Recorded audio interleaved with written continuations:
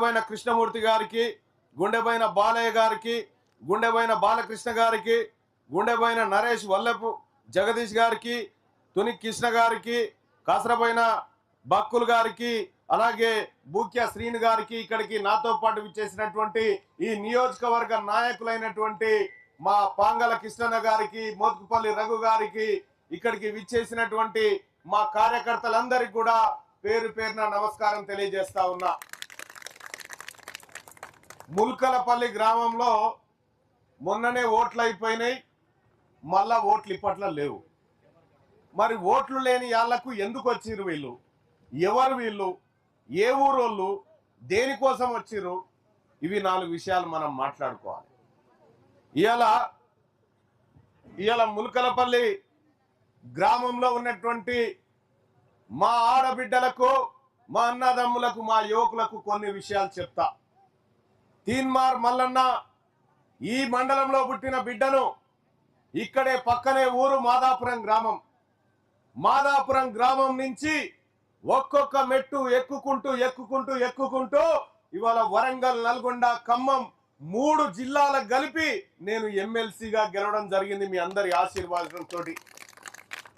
మరి గెలిచిన మల్లన్న ఏం చేసిండు? ఈ లెక్క చెప్పడం కోసం వచ్చిన. నేను గెలిచి దాదాపు ఏడాదిన్నర అవుతా ఉంది.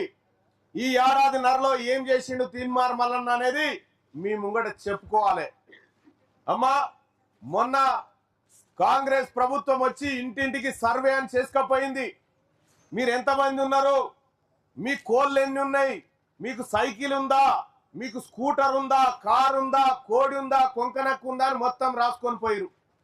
రాసుకొని పోయిన తర్వాత మనకు బీసీలకు 42% రిజర్వేషన్ ఇస్తాం, మా ఆడబిడ్డలకు రిజర్వేషన్ ఇస్తామని చెప్పి రేవంత్ రెడ్డి గారు చెప్పిండు, ముఖ్యమంత్రి గారు.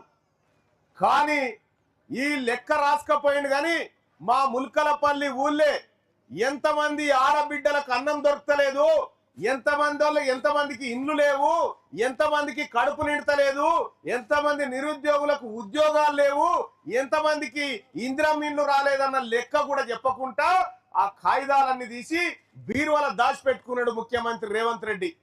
బీరువాల దాచిపెట్టుకుంటే నేను అడిగినా, అరే మా లెక్క చేసి మా లెక్కలు మాకు ఎందుకు చెప్పవని అంటే అసెంబ్లీలో చెప్తా ఉన్నాడు ముఖ్యమంత్రి. ఏమనంటే, ఎంతమంది ఉన్నారా? మా ముదిరాజోళ్ళు ఎంతమంది ఉన్నారు? మా యాదవులు ఎంత? మా కురుమోళ్ళు ఎంత? మా బలిజోళ్ళు ఎంత?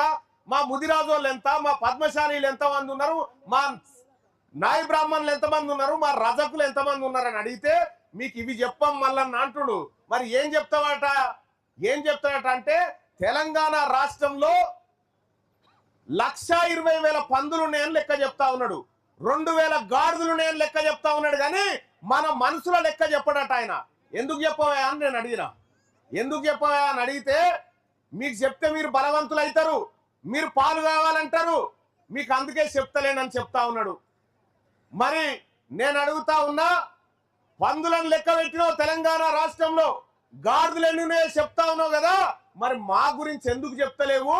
మా లెక్క ఎంతుందో ఎందుకు చెప్తలేవు అని అడిగితే దొంగతనంగా చీకట్లుగా గొంగడి కప్పుకొని పారిపోతా ఉంది ప్రభుత్వం. నేను అడిగినా, ప్రతి 100 రూపాయలకు 60 రూపాయల వాటా మన బీసీలది, 17 రూపాయల వాటా మన ఎస్సీలది, 10 రూపాయల వాటా మన ఎస్టీలది. 100కి 90 పైసలు మనకు వచ్చేది ఉంటే మన సొమ్ము వాళ్ళు తినుకుంటా మనకేమో ముచ్చట్లు చెప్తా ఉన్నారు. నేనట, నువ్వు గెలిచినవుగా మల్లన్న, నువ్వు ఈ ముల్కలపల్లిల గురించి మాట్లాడకు, ఈ సూదరాల గురించి మాట్లాడకు, నీకు కావాలంటే మంత్రి పదవి ఇస్తామని చెప్తా ఉన్నారు. నీకు మంత్రి పదవి కావన్నా, ఈ ముల్కలపల్లిలో ఉన్న ఆడబిడ్డల భవిష్యత్ కావన్నా అంటే నాకు మంత్రి పదవి వద్దయా, నాకు నా వాళ్ళ కాళ్ళ దగ్గరికే పోతా, వాళ్ళ కడుపు నిండా మంచి పని చేసే ప్రయత్నం చేస్తా అని చెప్పిన. అందుకోసమే ఇక్కడికి రావడం జరిగింది. తల్లులారా, ఇవాళ మీ అందరికీ తెలుసు, తీన్మార్ మల్లన్న అసెంబ్లీలో మండలిలో మాట్లాడుతున్న సందర్భంలో ఒక్క మంత్రి ముఖంలో రక్తం సుక్కున్నదా మీరు ఒక్కసారి అర్థం చేసుకోరి. మొన్న 11,000 కోట్ల రూపాయలు మీ సూదరులకు ఇస్తున్నామని పక్కకు పెట్టి వాళ్ళకి 9,000 కోట్ల రూపాయలు ఎక్కపోయి తిన్నాడు రేవంత్ రెడ్డి. ఎవరి సొమ్మని తిన్నావని నేను అడిగిన. ఎవరి సొమ్మని తిన్నావు? నా ఆడబిడ్డలకు దక్కాల్సిన ఈ 2,000 రూపాయలు ఇస్తానో ఆ పైసలు ఎట్టు పోయినాయి అని అడిగిన. మా నిరుద్యోగులకు 2000 రూపాయలు ఇస్తాను, అదెటు పోయినదని అడిగినా. మా పింఛనెటు పోయిందని అడిగినా. ఇగో ఇవి అడగొద్దట. ఓట్లప్పుడేమో అవి చెప్పి అడిగితే మీ ఓట్లు మరి వాళ్ళకి ఇస్తానది ఇయ్యాలి కదా అని అడిగితే నువ్వు ఇది అడగొద్దు మల్లన్నా, నువ్వు అడుగుతున్నావు కాబట్టి నిన్ను పార్టీలకి సస్పెండ్ చేస్తా అని చెప్పిండు.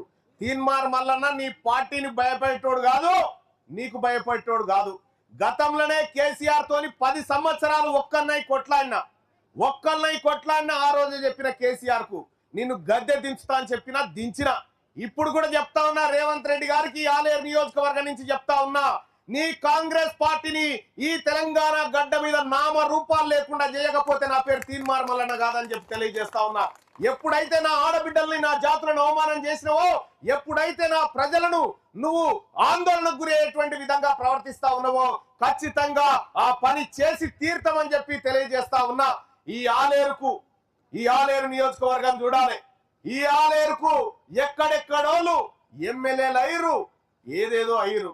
గతంలో చూసినాం, మన మోత్కుపల్లి నర్సన్ ఉన్నప్పుడు నిత్యం ప్రజల్లో ఉండే మనిషి, అంతో ఇంతో ప్రజల్లో నిలబడే మనిషి, మంచో చెడో మనందరి కోసం పనిచేసిన బిడ్డ. అటువంటి బిడ్డను కూడా ఈ రేవంత్ రెడ్డి అవమానం చేయడం జరిగింది.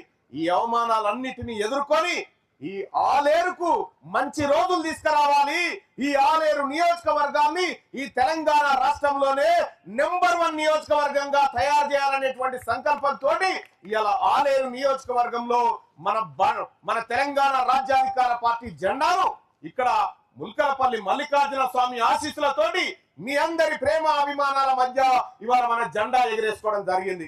ఆ జెండా మీద ఏం గుర్తుంది తల్లి? జెండా మీద వరి కంకులు ఉన్నాయి, జెండా మీద పిడికిలు ఉంది, జెండా మీద కార్మికుల శ్రమ ఉంది. ఇదంతా మనమే కార్మికులు కర్షకులం అందరం కలిసి చేసుకుంటున్నటువంటి పండుగ. ఇవాళ తెలంగాణ రాష్ట్రంలో ఎక్కడ చూసినా కూడా బీసీలు, అసలు బీసీలు అంటే బిగ్ క్లాసు. ఈ బిగ్ క్లాస్ లోకి బీసీలలోకి ఎస్సీలు, ఎస్టీలు, మైనార్టీలు మనం అందరం కలిస్తేనే బిగ్ క్లాసు. అందుకోసమే సోదరులారా, ఈ తెలంగాణ రాష్ట్రంలో 100కి 90 మంది మనం ఉంటే పిడికేడు మంది లేనటువంటి రెడ్లు ఆ గద్దెల మీద కూర్చొని మనకు బిచ్చం వేసినట్టు వేసుకుంటా ఉంటే ఏం అన్యాయం ఇది? ఇదే కాంగ్రెస్ పార్టీ ప్రభుత్వం బెంగళూరు కాడ కుక్కలకు, రోడ్ల మీద తిరిగే కుక్కలకు వారానికి 2 రోజుల బిర్యానీ పెట్టాలని చూస్తా ఉంటే ఈ సర్కారు హాస్టళ్ల పండి చదువుతున్నటువంటి మన పోరగాళ్లకు 10 రూపాయలతో 2 పూటల బువ్వెట్లా తింటారు? నేను అడుగుతా ఉన్నా, ఈ ప్రభుత్వం మన వర్గాల పట్ల చిత్తశుద్ధితో ఉందా? ఇలా దవాఖాన్ లాగమైపోయినాయి, చదువు కొనుక్కోవాల్సిన పరిస్థితి వచ్చింది, నీళ్లు కొనుక్కునే కాడికి వచ్చింది, మిమ్మల్ని అడుక్కునే కాడికి వచ్చింది. ఇక మీకు మాకు సోపతొద్దు, మీ ఓట్లు మాకొద్దు, మీ పిడికెడు ఓట్లే కదా, మీ ఓట్లే వద్దు. ఇక మా సోదరుల ఓట్లు, మా ఎస్సీల ఓట్లు, మా ఎస్టీల ఓట్లు, మా మైనారిటీల ఓట్లు సరిపోతాయి నాయనా. నేను చెప్తా ఉన్నా రేవంత్ రెడ్డి గారు, నీ రెడ్ల ఓట్లు నాకు వద్దని చెప్తా ఉన్నా, నీకు దమ్ముంటే నా బీసీల ఓట్లు వద్దని చెప్పమని నేను చెప్తా ఉన్నా. నీకు దమ్ముంటే చెప్పా మాట. ఎందుకు? మా వర్గాలకు ఇవ్వాల్సిన బడ్జెట్ ఇవ్వకపోతే ఏమారా మాకు రావాల్సిన పైసలు ఎడిపోయినారా అని అడిగితే, నేను అడిగితేనేమో తీన్మార్ మల్లన్న అడుగుతా ఉండంటారు. మరి అడగాల్సిన ఎమ్మెల్యేలు ఎక్కడ పోయి? ఇక్కడ గెలిచిన వాళ్ళు, ఇక్కడ ఈ వర్గాల నుంచి గెలిచిన వాళ్ళు ఏమైపోయారని నేను అడుగుతా ఉన్నా. ఇంకెన్ని రోజులు వాళ్ళ దగ్గర బానిసలు లెక్క పడి ఉంటారని నేను అడుగుతా ఉన్నా. ఇలా కాంగ్రెస్ పార్టీ ఏమో రెడ్డి వాళ్ళది, కారు గుర్తేమో వెలుమోళ్ళది, బీజేపీ ఏమో బాబన్ వాళ్ళది. ఇక మన సోదరులకు, మన బీసీలకు మన ఆత్మగౌరవ జెండా అనేగో ఈ జెండా. ఇదే మన తెలంగాణ రాజ్యాధికార పార్టీ జెండా. దీనికి మొన్ననే ఎన్నికల సంఘం కత్తెర గుర్తిచ్చింది. మనకు కాంగ్రెస్ వాళ్ళకి చెయ్యి గుర్తిచ్చినట్టే మనకు కత్తెర గుర్తిచ్చింది. మన పిల్లల భవిష్యత్తును ఎవడెవడు కట్ చేసిండో వాని తోకలు కట్ చేసే కత్తెర గుర్తే మనకిచ్చిరు. ఇలా మా బడ్జెట్ కట్ చేసిన కాంగ్రెస్ పార్టీని తెలంగాణ రాష్ట్రంలో కట్ చేస్తానికే కత్తెర గుర్తు తెచ్చినాం. అవినీతి పరుల తోకలు కట్ చేస్తానికే కత్తెర గుర్తు తీసుకొచ్చినాం. ఇవాళ కత్తెర అంటే మనందరికి తెలుసు. మన మంగళన్న చేతులు ఉండేది కత్తెరనే, మన కొల్ల కుర్మాల చేతుల ఉన్ని కట్ చేసేది కత్తెరనే. ఇవాళ తల్లి గర్భవతి తల్లి డెలివరీ అయిన తర్వాత బిడ్డ బొడ్డు తాడు కట్ చేసేది కూడా కత్తెరనే వచ్చింది. అలా ఆ కత్తెరనే తీసుకొచ్చినాం తల్లి. ఈ కత్తెర మనందరినీ నిలబెట్టేటువంటి కత్తెర, మన బతుకులు మార్చేటువంటి కత్తెరను తీసుకొని ఇవాళ తెలంగాణ రాజ్యాధికార పార్టీ మన దగ్గరకు వచ్చిందన్న విషయాన్ని తెలియజేస్తా ఉన్నా. ఇలా ఎక్కడ చూసినా, ఏ ఊర్లో చూసినా ఒకటే మాట, అరే మనం సూదరులం అంత ఒకటైనంరా, ఈ రెడ్డోళ్ళు ఈ దొరల సోపతి మనకు వద్దురా అని చెప్పి చెప్పుకుంటా ఉన్నారు. ఇలా మనకు సేవ చేస్తే కేసీఆర్ ఆస్తులు పెరిగినాయి, రేవంత్ రెడ్డి ఆస్తులు పెరిగినాయి. ఈ రకంగా ఉంది. మీకో కథ చెప్తా తల్లి, ఈ కథ బాగా అర్థం చేసుకోరు మీరు. మొన్న ఒకసారి ఏమైంది,